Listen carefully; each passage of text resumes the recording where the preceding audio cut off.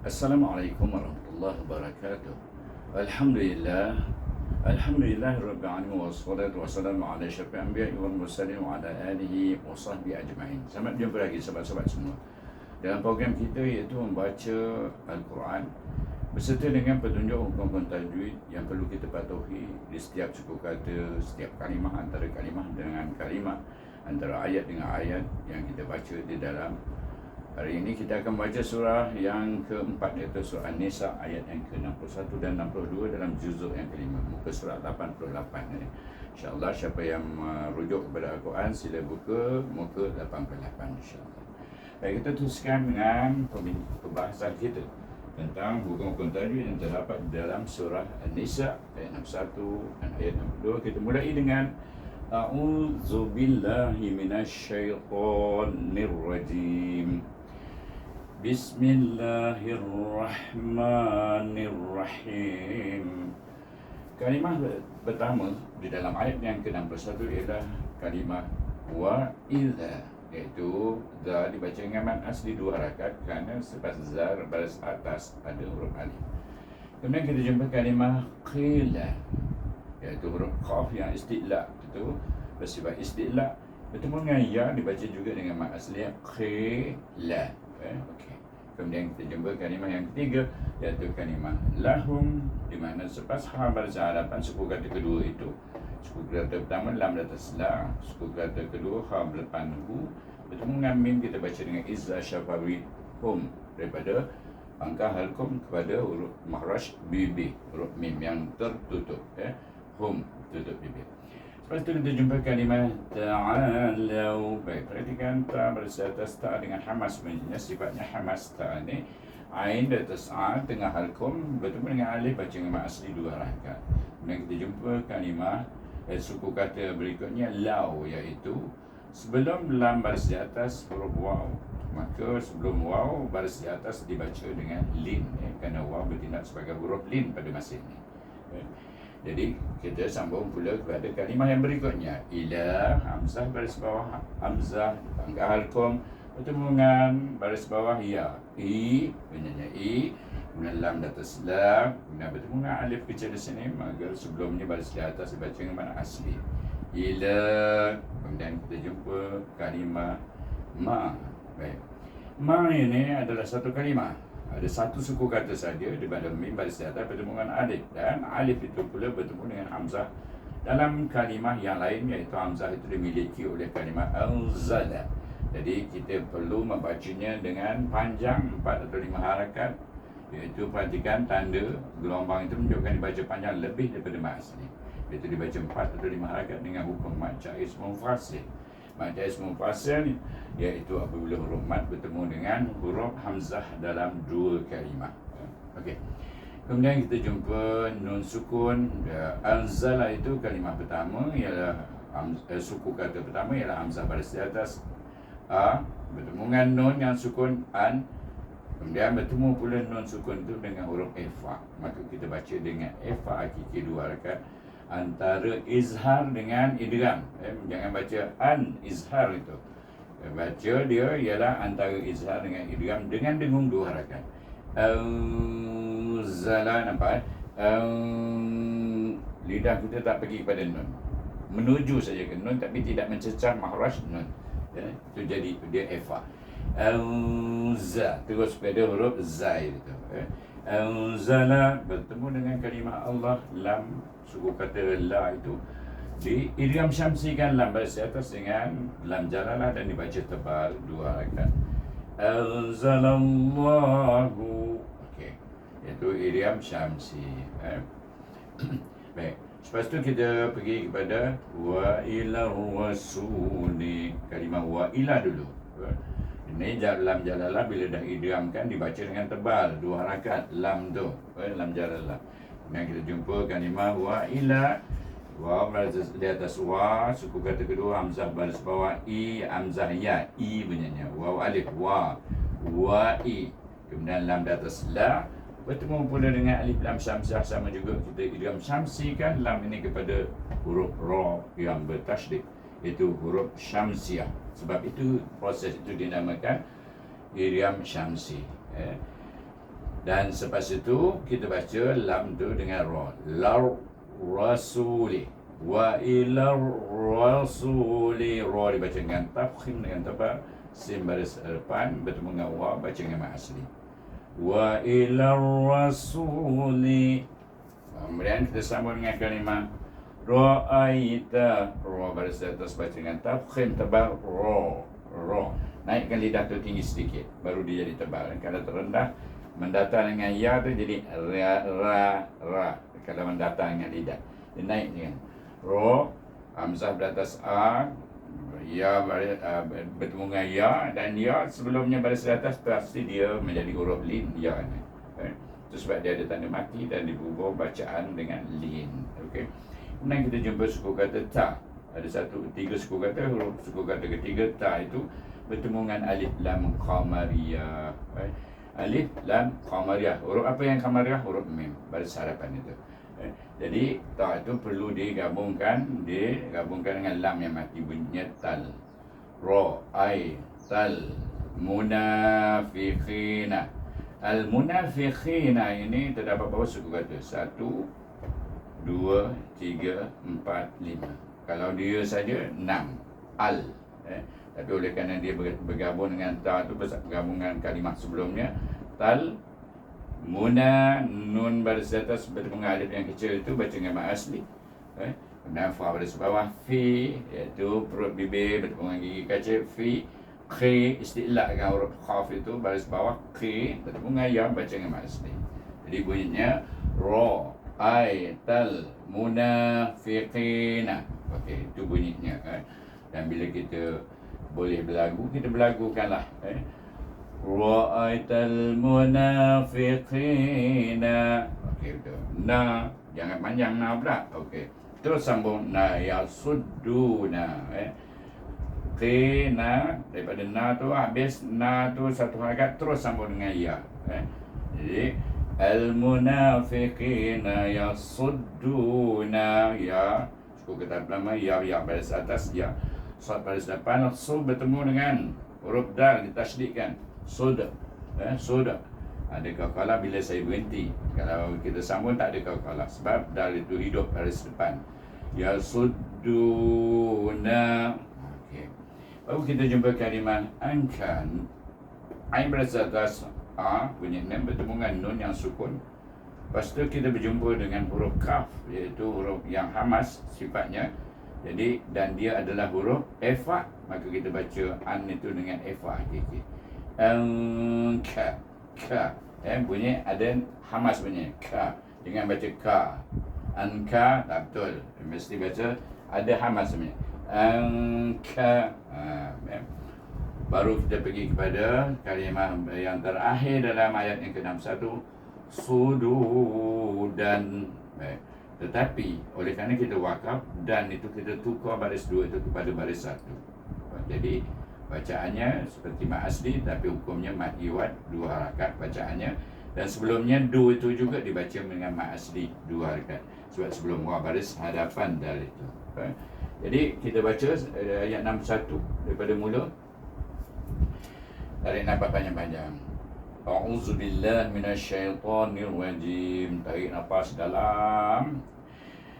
Wa idza qila lahum ta'alu ila ma anzalallahu wa ila rasul ra'aital munafiqina yasudduna anka sududa.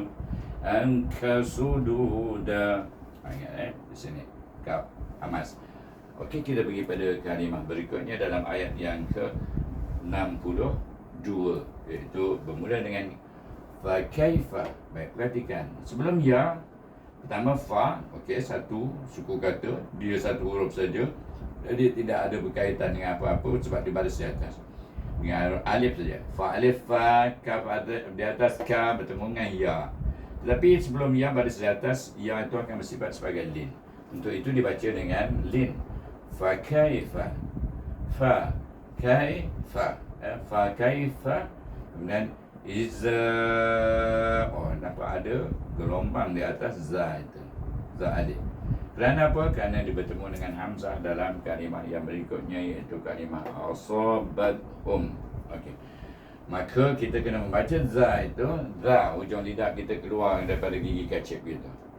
Sebut huruf za dan panjangnya 4 atau 5 harakat dengan hukum mad jaiz munfasil. Kemudian kita pergi kepada kalimah berikutnya. Asabathum, hamzah beratas a bunyi, sa baris atas sa, tapi ada alif selepas huruf sa baris di atas, maka kita alif kecil itu kita baca dengan mat asli. Kemudian ba itu kita gabungkan daripada makhraj bibir ba baris atas ba bertemu dengan ta yang hamas bat, dan bat ada angin bunyi. Bat, ya. Baik, bat hum, ha baris depan bertemu dengan mim sukun. Bertemu pula mim sukun ini dengan mim yang bertasydid ini, maka di sini berlakulah hukum mim mati bertemu dengan mim dengan idgham mislain saghir. Baca dengan idgham ha tu terus pada mim yang kedua. Itu maksud idgham. Masukkan ha baris depan tu dengan mim yang kedua, bunyinya hum, dan didengungkan dengan 2 harakat. Iaitu asabathum musibatum. Mim baris depan mu, sad baris bawah si bertemu dengan ya, baca dengan mat asli 2 harakat, tebal bunyinya istilah urut sad itu.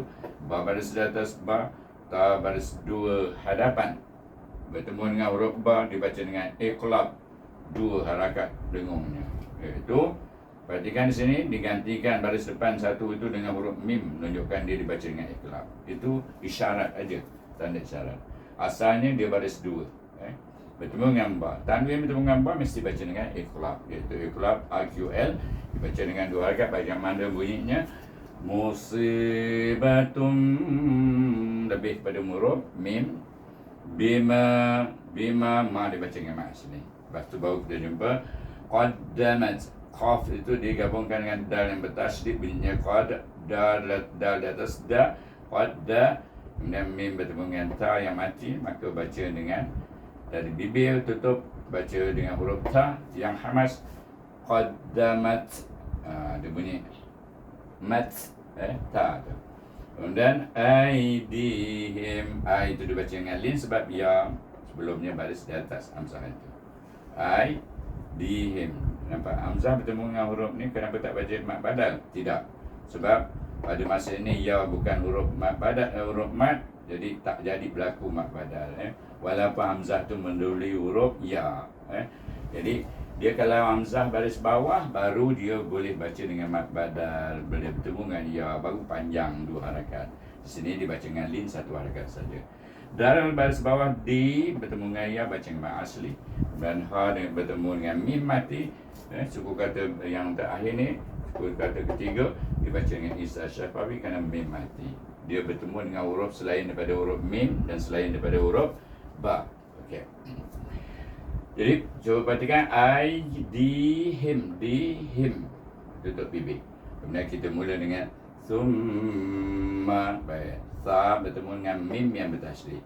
Mim bertasydid atau nun bertasydid, maka dia akan baca dengan wajibul gunnah. Baik. Sini kenapa tak ada wajibul gunnah? Kerana memang dia idgham mislain saghir itu dibaca dengan dengung, dengan 2 harakat gunnahnya. Dia dah dengung oleh idgham mislain saghir. Kemudian sini baru mim bertasydid dibaca dengan wajibul gunnah. Kemudian kita dulu jumpa pula kalimah ja'uka. Jim baris di atas, ada gelombang di sana, menunjukkan alif itu bertemu dengan hamzah. Tetapi kali ini dia berjumpa dalam satu kalimah. Oleh itu kita baca dia dengan mat wajib muttasil, iaitu dengan 4 atau 5 harakat. Hukumnya mat wajib, bukan mat jaiz. Sebab satu kalimah, ada 2 kalimah baru mat jaiz. Baik, di tengah-tengah ini hamzah baris depan bertemu dengan huruf mat, mendahului huruf mat, tapi di tengah kalimah, maka kita panggil dia dengan hukum mat sabih bibadal. Bacaannya tetap 2 harakat juga seperti mat asli. Ja'uka ka amas. Thumma ja'uka yahlifuna ya bertemu dengan ha yang pedas itu, dan hamas pula sifatnya, bunyikan betul-betul Yah, macam seperti ni. Roh. Ini rohi. Hi ada hamas dia. Kalau tak berbunyi hamas itu, maknanya kita dalam menyalahi sifat huruf ha itu. Okay? Ha yang tengah hukum. Jadi baca betul-betul. Ra tebal, tafkhim. Kemudian jumpa dengan ha baris bawah. Ra, hi. Hi ada angin dia. Hi baru panjangkan sampai tutup bibir kita oleh sukun mim itu. Okey. Jadi itulah contohnya. Baik, di sini pun sama. Kita jumpa yah, kemudian lam baris bawah lif, wa baris depan fu bertemu dengan waw. Baca dengan mak asli fu itu. Yahlifuna. Baru kita jumpa kalimah billahi. Baik, perhatikan ba bertemu dengan alif, lam. Lam jalalah ini adalah lam syamsiah. Di dalam nama Allah bermula dengan alif lam syamsiah, maka kita idghamkan ba itu kepada huruf lam jalalah dengan bacaan tebal 2 harakat. Sini dipanggil idgham syamsi. Saya lupa tulis. Okey. Idgham syamsi. S. Idgham syamsi dibaca dengan tebal 2 harakat billah. Baca dengan nipis, bukan tebal.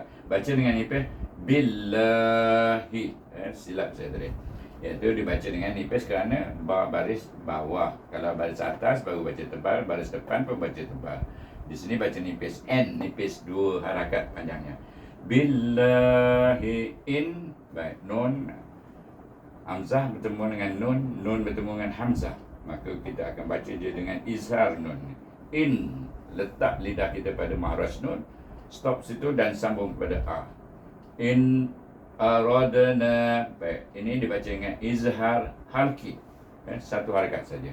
Izhar halki. Izhar, kemudian hamzah, kemudian baris atas a, kemudian ra bertemu dengan dal yang mati. Dal adalah huruf qalqalah, baca dengan qalqalah surah.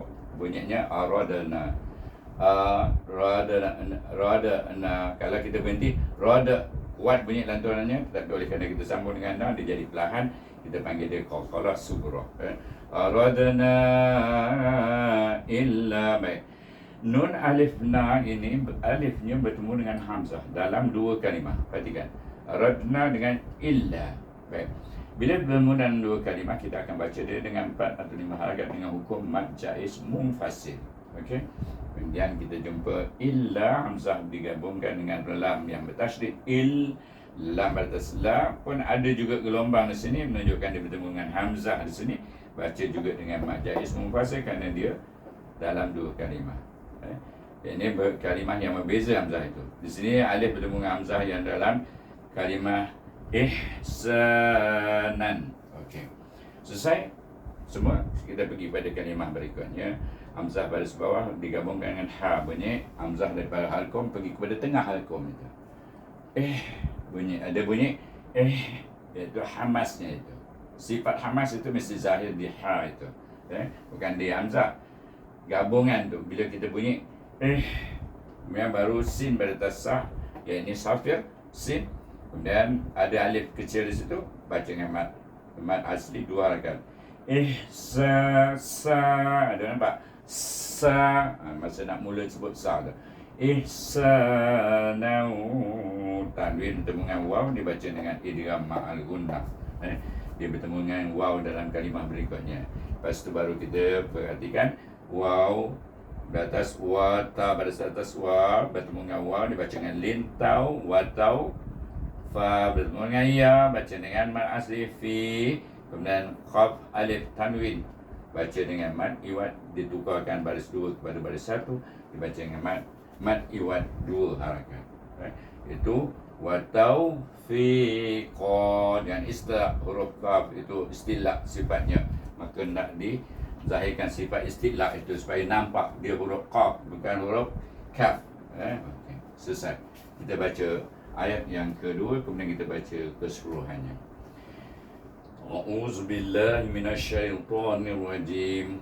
Fakaifa iza asabathum musibatun bima qaddamat aydihim summa ja'uka yahlifuna billah ثم جاءوك يحلفون بالله إن أردنا إلا إحسانا وتوفيقا.